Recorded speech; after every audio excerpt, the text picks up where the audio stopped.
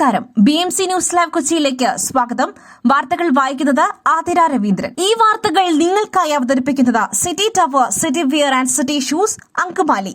Powered by Leotech solar solutions, Mayil food stuffs, Mookkannoor and Cochin Kalabhavan Angamaly franchise. Munambam judicial കമ്മീഷന്റെ നിയമനം റദ്ദാക്കി ഹൈക്കോടതി. നിയമസാധുത ഇല്ലെന്ന് ചൂണ്ടിക്കാട്ടിയാണ് ഹൈക്കോടതിയുടെ നടപടി.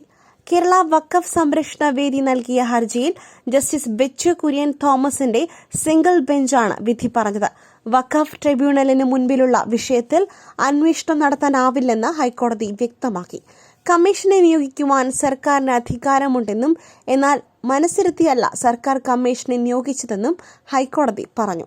കൃത്യമായ വിശദീകരണം നൽകുവാൻ സർക്കാരിനായില്ല.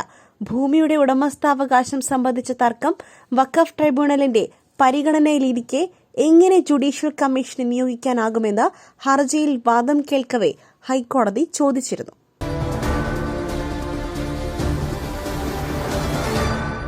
റോമിലെ ജെമ്മല്ലി ആശുപത്രിയിലെ ചാപ്പലിൽ നിന്നും ഫ്രാൻസിസ് മാർപ്പാപ്പയുടെ ഫോട്ടോ വത്തിക്കാൻ പുറത്തുവിട്ടു. ദിവ്യബലി അർപ്പിക്കുമ്പോൾ ധരിക്കുന്ന സ്റ്റോളും ധരിച്ചിരിക്കുന്ന 88-കാരനായ മാർപ്പാപ്പയാണ് ചിത്രത്തിലുള്ളത്. ന്യൂമോണിയ ബാധിച്ച് ഫെബ്രുവരി 14-ന് ആശുപത്രിയിൽ പ്രവേശിപ്പിക്കപ്പെട്ട ശേഷം വത്തിക്കാനിൽ നിന്നും പുറത്തുവരുന്ന മാർപ്പാപ്പയുടെ ആദ്യത്തെ ഫോട്ടോയാണിത്. സന്ദർശകരെ ആരെയും ഇപ്പോൾ അദ്ദേഹത്തെ കാണുവാൻ അനുവദിക്കുന്നില്ല. അതേസമയം 100 കുട്ടികളാണ് മാർപ്പാപ്പയ്ക്ക് വേണ്ടി പ്രാർത്ഥനകളുമായി ആശുപത്രിക്ക് മുൻപിൽ തടിച്ചുകൂടിയിരിക്കുന്നത്.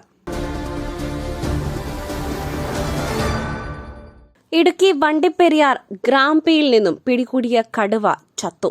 സ്വയരക്ഷയ്ക്കായി വനംവകുപ്പ് സംഘം 3 തവണ വെടിയുതിർത്തിരുന്നു.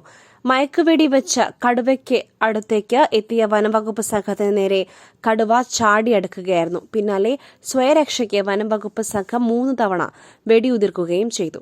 ആദ്യത്തെ തവണ മയക്കുവെടി വെച്ചതിന് ശേഷം കടുവ മയങ്ങാനായി കാത്തിരുന്നു. ശേഷം രണ്ടാമതും മയക്കുവെടി വെച്ചു. ഈ സമയത്താണ് കടുവ ഉദ്യോഗസ്ഥരെ ആക്രമിച്ചത്. സ്വയരക്ഷയ്ക്ക് വേണ്ടി വെടിയുതിർക്കാതെ മറ്റ് മാർഗങ്ങളുണ്ടായിരുന്നില്ല എന്നാണ് ഉദ്യോഗസ്ഥർ വ്യക്തമാക്കിയത്. കടുവയെ പിടികൂടിയതിന് ശേഷം ദൌത്യസംഘം തേക്കടിയിലേക്ക് കൊണ്ടുപോയിരുന്നു. ഇവിടെ എത്തിയതിന് ശേഷമാണ് കടുവ ചത്ത കാര്യം സ്ഥിരീകരിച്ചത്. പുട്ടു രുചികരമാവണമെങ്കിൽ മയിലിന്റെ പുട്ടുപൊടി തന്നെ വേണം. അതിന് ചെമ്പാപ്പുട്ടാണെങ്കിലും അങ്ങനെ തന്നെ. മയിൽ റൈസ് ആൻഡ് ഫുഡ് പ്രൊഡക്ട്സ്, ശ്രേഷ്ഠം സമ്പുഷ്ടം. ബഹിരാകാശ നിലയത്തിൽ നിന്നുള്ള ഇന്ത്യൻ വംശജ സുനിത വില്യംസിന്റെയും ബുച്ച് വെൽമോറിന്റെയും മടക്കയാത്രയുടെ സമയം പുറത്തുവിട്ട് നാസ. ഇന്ത്യൻ സമയം നാളെ രാവിലെ 8:15 മടക്കയാത്ര ആരംഭിക്കുക. ബുധനാഴ്ച പുലർച്ചെ 3:27 യാത്രികർ ഫ്ലോറിഡ തീരത്ത് സ്പ്ലാഷ് ഡൌൺ ചെയ്യും. സ്റ്റാർ ലൈനർ പേടകത്തിലെ സാങ്കേതിക തകരാറുകളെ തുടർന്ന് 9 മാസത്തിലേറെയായി അന്താരാഷ്ട്ര ബഹിരാകാശ നിലയത്തിൽ തുടരുന്ന സുനിത വില്യംസും ബുച്ച് വെൽമോറും ബുധനാഴ്ച ഭൂമിയിലേക്ക് മടങ്ങിയെത്തും. നിക് ഹേഗ്, അലക്സാണ്ടർ ഗോർബുനേവ് എന്നീ യാത്രികരും മടങ്ങും. ഫ്ലോറിഡയുടെ തീരത്തിന് സമീപം അറ്റ്ലാന്റിക് സമുദ്രത്തിലാകും യാത്രികരെ വഹിച്ചുകൊണ്ടുള്ള പേടകം സ്പ്ലാഷ് ഡൌൺ ചെയ്യുക. കൊച്ചി വല്ലാർപാടത്ത് ഗുണ്ടാ സംഘത്തിന്റെ ആക്രമണത്തിൽ വീട്ടമ്മയ്ക്ക് ഗുരുതര പരിക്ക്. പനമ്പുക്കാട് മത്സ്യഫാം ഉടമ പോൾ പീറ്ററുടെ ഭാര്യ വിന്നിയെയാണ് ഞായറാഴ്ച രാത്രി മുഖംമൂടി ധരിച്ച 3 പേർ മർദ്ദിച്ചത്. ഗുരുതരമായി പരിക്കേറ്റ വിന്നി എറണാകുളത്തെ സ്വകാര്യ ആശുപത്രിയിൽ ചികിത്സയിലാണ്. ഇവരുടെ ചെമ്മീൻകെട്ടിൽ നിന്നും വീട്ടിലേക്ക് മടങ്ങാൻ വിന്നി വാഹനത്തിനടുത്തേക്ക് നിൽക്കുമ്പോഴാണ് സംഘമെത്തിയത്. ഒരാൾ ഓടിയെത്തി ഇരുമ്പുവടി കൊണ്ട് തലയ്ക്ക് പിന്നിൽ അടിക്കുകയായിരുന്നുവെന്ന് വിന്നിയുടെ ഭർത്താവ് പോൾ പീറ്റർ പറയുന്നു. നിലത്ത് വീണ വിന്നിയെ ഇരുമ്പുവടി ഉപയോഗിച്ചും മറ്റും സംഘം മർദ്ദിച്ചു. വിന്നിയുടെ തലയ്ക്കും കൈക്കും ഗുരുതരമായി പരിക്കേറ്റു. തലയിൽ 20ഓളം സ്റ്റിച്ചുകളുണ്ട്. കൈക്ക് ഒടിവുമുണ്ട്. സംഭവത്തിൽ മുളവുകാട് പോലീസ് കേസെടുത്ത് അന്വേഷണം ആരംഭിച്ചു.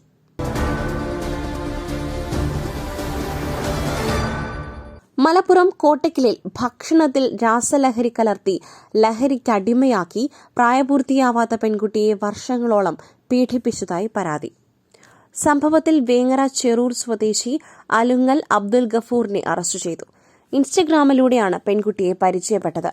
ഭക്ഷണത്തിൽ രാസലഹരി കലർത്തി നൽകി ലഹരിക്ക് അടിമയാക്കിയാണ് പെൺകുട്ടിയെ വർഷങ്ങളോളം പീഡിപ്പിച്ചത്. 2020 +1 വിദ്യാർത്ഥിനി ആയിരിക്കെ തുടങ്ങിയ പീഡനം 2025 മാർച്ച് വരെ തുടർന്നു. അതിജീവിതയുടെ നഗ്നദൃശ്യം പകർത്തിയ പ്രതി സ്വർണ്ണാഭരണവും തട്ടിയെടുത്തു. ചികിത്സയ്ക്ക് പിന്നാലെ ലഹരിയിൽ നിന്നും മോചിതയായ ശേഷമാണ് പെൺകുട്ടി പോലീസിൽ പരാതി നൽകിയത്. പ്രതിയെ കോട്ടയ്ക്കൽ പോലീസാണ് അറസ്റ്റ് ചെയ്തത്.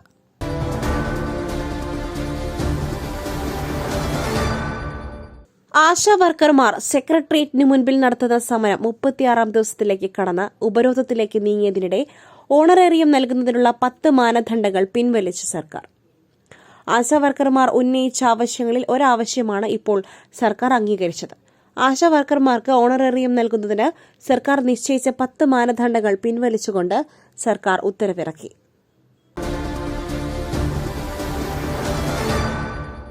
ആന എഴുന്നള്ളിപ്പ് നിയന്ത്രണത്തിൽ ഉത്തരവിട്ട ജഡ്ജിക്കെതിരായ ഹർജിയിൽ സുപ്രീം കോടതി ഇടപെടൽ. മൃഗസംരക്ഷണ സംഘടനയായ പെറ്റയുടെ അഭിഭാഷകനായിരുന്നു ഹൈക്കോടതി ജഡ്ജി പി ഗോപിനാഥ് എന്ന് ചൂണ്ടിക്കാട്ടിയുള്ള ഹർജിയിൽ നോട്ടീസ് അയച്ച സുപ്രീം കോടതി അദ്ദേഹം ഉൾപ്പെട്ട ബെഞ്ച് പുറപ്പെടുവിച്ച ഉത്തരവ് സ്റ്റേ ചെയ്തു. കേസിലെ നടപടികൾ നിർത്തിവെക്കുവാൻ നിർദ്ദേശിക്കണമെന്ന ആവശ്യത്തോട് ജഡ്ജിമാരായ ബി നാഗരത്ന, സതീഷ് ചന്ദ്ര ശർമ്മ എന്നിവരുടെ ബെഞ്ച് യോജിച്ചില്ല.